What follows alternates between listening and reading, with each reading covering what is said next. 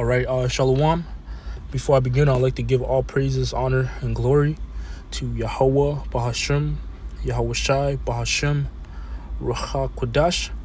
I'd like to say double honors to my teachers, the apostles, and the elders of Great Millstone, and the bishops of Great Millstone as well.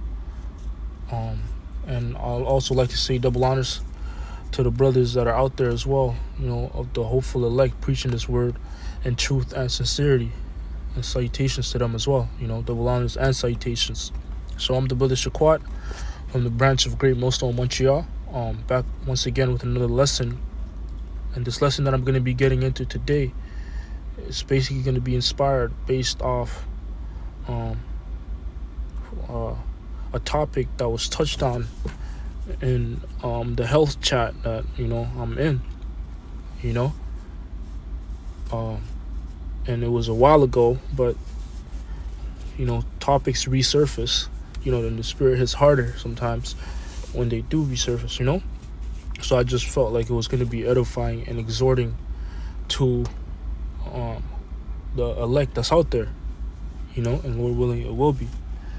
So pretty much it's going into how going into the fact that your mindset and approach towards things matters,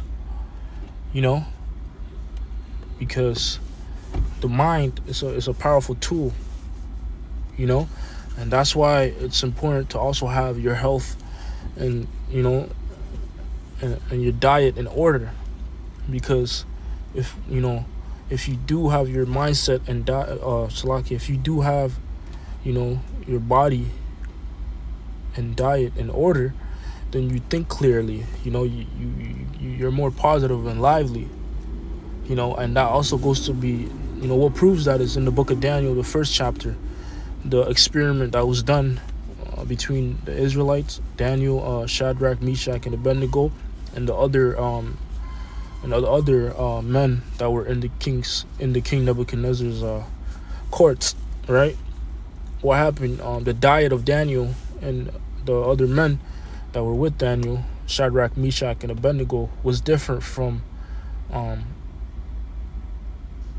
the other group, right? It was a healthier diet, and then at the end of the experiment I think it was a couple months, Daniel and Shadrach, Meshach, and Abednego actually came out more looking more healthier.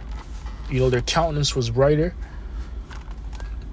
versus those that were eating the king's meat, and the king's wine and so on and so forth, versus Daniel and his men that were eating, for the most part, I believe, greens and drinking water, But I said that to say this, that your consumption of things physically matters, but not only physically, mentally as well.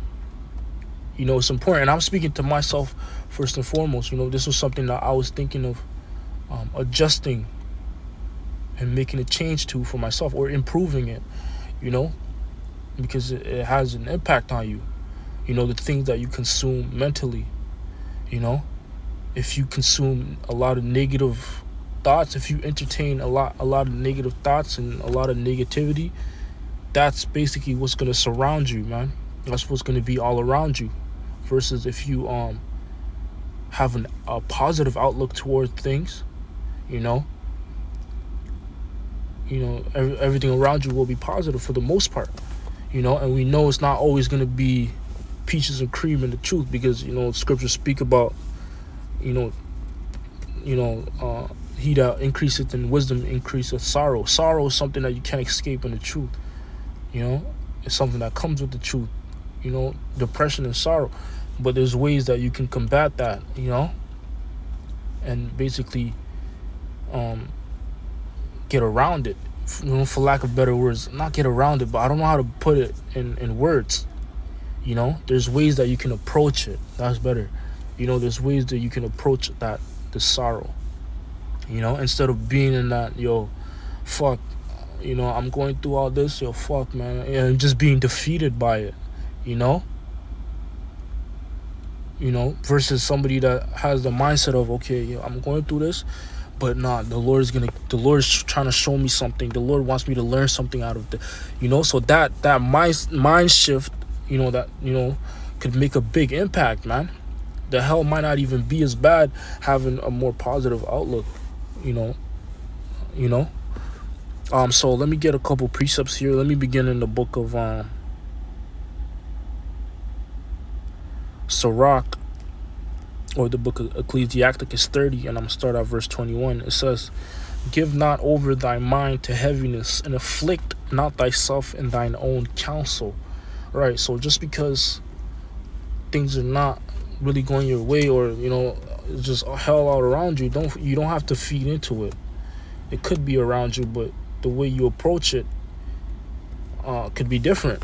You could approach it positively, man.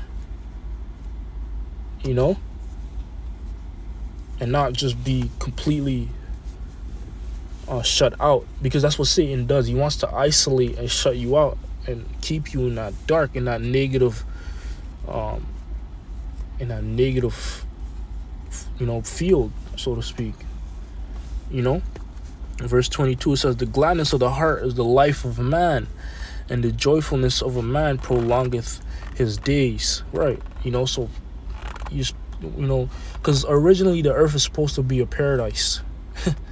Right? It's supposed to be a place to be happy, and it's supposed to be a positive place. But obviously, for obvious reasons, it's not that right now. The so-called white man has completely destroyed it to the damn near to the worst state ever. It's only gonna get worse. But yeah, originally the earth was supposed to be a place of a paradise, man, a place where you enjoy, to be in. But that's not the case right now. It says, verse 23, "Love thine own soul and comfort thy heart. Remove sorrow far from thee, for sorrow hath killed many, and there is no profit therein." Right. So a lot of brothers, I'm sure, have experienced that depression, that sorrow, man. That bitter sorrow. But the scriptures encourage us not to feed into that. There's ways to combat that. However, whatever kind of brother you are, what things that you enjoy, you might be able to combat it that way. But most importantly, a positive outlook and a positive approach is good. It helps. It's better than being like, "Oh, I'm just catching. Oh, fuck it, bro. I'm fuck everything, Forget everything. I don't care, man." That's worse, man. And I met somebody that's that's exactly like that. He's in the world, man. Somebody I used to work with, and he down talked himself. It's like, yo, the way he saw himself, the way it's like, yo, you like, bro, you're being weird, like, what are you doing? Like, you just saying, "Yo, bro, I'm not even good. Look, I can't get no girl, bro. Look at, they hate me, bro. Everybody hates me, man." He had, like, his mindset was completely off. Like, I'm like, yo, bro, what? You're hurting yourself by saying these things, because the words you say and the mindset you have actually, impacts you. It has a huge impact on you, man. So this guy, I'm looking at him, I'm like, yo, bro, I try to, like, encourage him and be like, yo, bro, don't, but you couldn't help the guy. So I said, yo, bro, whatever, bro, I'm stay away from you, because I don't want to think like that. I don't want to be like that. I don't want to be defeated like that.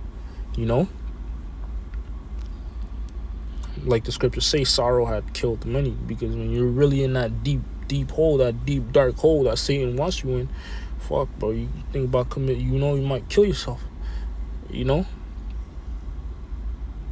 Shit. So let's go from there to the book of Sirach,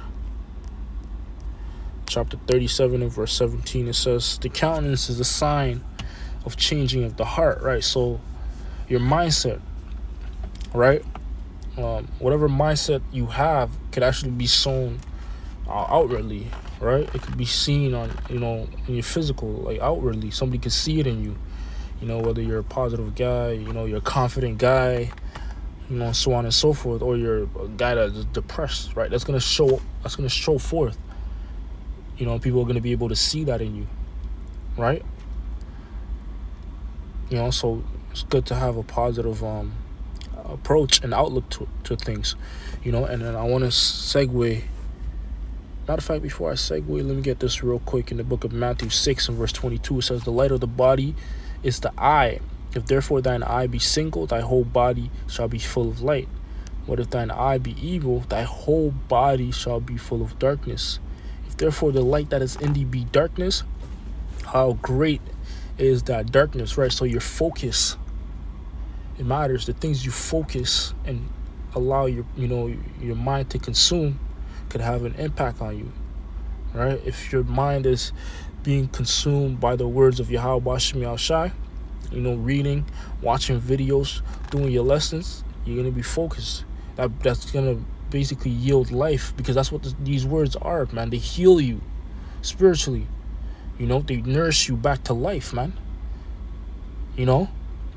Versus if your focus is on this world, right? Social media, too much social media, trying to get girls, just worldly things, right? The pride of life, lust, that's darkness. And you're gonna, that's all that's gonna be in your mind and around you, man. So let's segue to prove that your mindset and approach does impact the things around you. And this is dealing with foods, right? Foods, and not only that, but other things as well. But I really wanted to touch on foods, because when eating, there's actually studies shown that, or cooking, right? When eating or cooking, or even the people you hang around, but let me focus on eating and cooking right now. But when you're cooking, right, the spirit that you're in while cooking actually impacts the results of the food, and scriptures back that up, and that's heavy, because it goes to show you that your mind, the state of your mind, is important. So let's get this.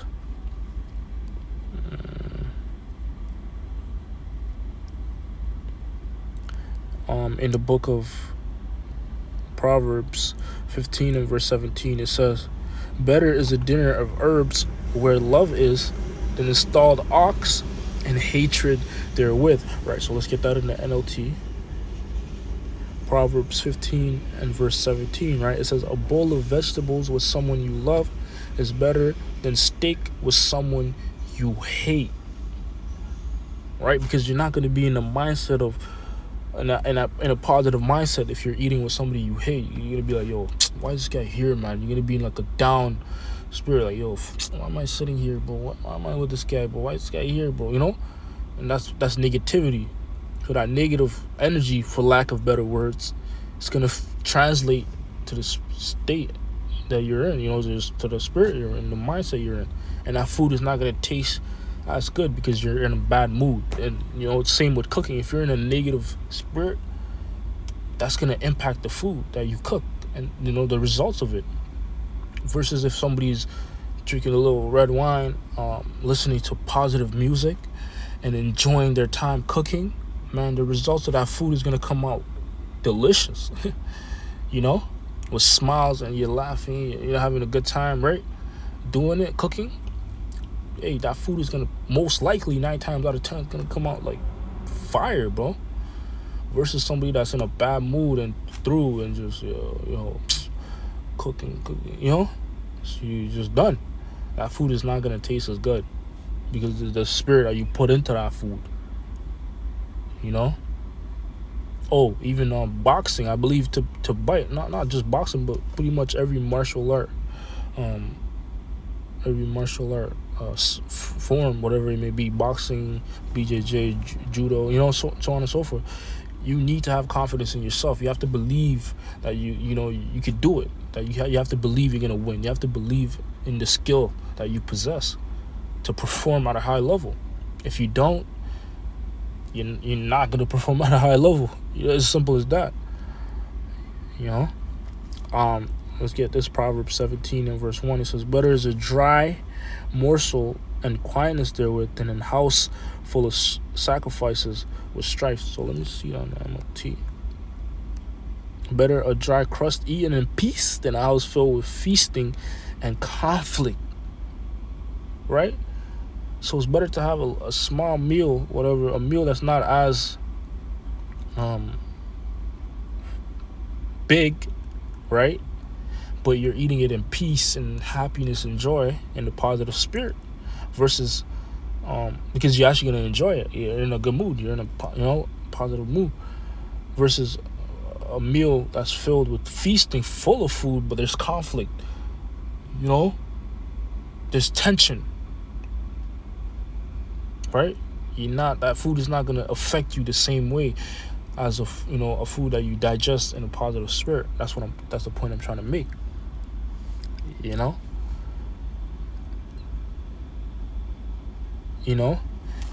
it's not only food, but even the people you're around. The people you're around can impact you. So you gotta be cautious and careful who you're around as well, because you could pick up character traits from them without even knowing it. So let's get this. Proverbs 13 and verse 20. He that walketh with wise men shall be wise, but a companion of fools shall be destroyed. Why? Because you're gonna be a fool. If you're around fools and idiots and dummies and people of the world all day, guess what? You're gonna you're gonna be like them, man. But versus if you're with the men of the Lord, all right, I believe it says that in Sirach 2, to keep company with the godly men, one that to keep the commandments of the Most High. That's who you want to be around, men that are in the same vibration as you, because that's only going to enhance your vibration. That's going to uplift you and build you up, put you in that positive, recharging spirit, versus somebody that's of the people that are of the world that are just dumb and idiots. They take away from you, they drain you. First Corinthians 15 and verse 33, be not deceived, evil communications corrupt good manners. Right? So evil communications can corrupt good manners. You could be corrupted being around worldly people, man. So with that, I hope this lesson was edifying. Call Halayim La Yahweh Bashim Yahushai Bashim Kakodash. Till next time, Shalom.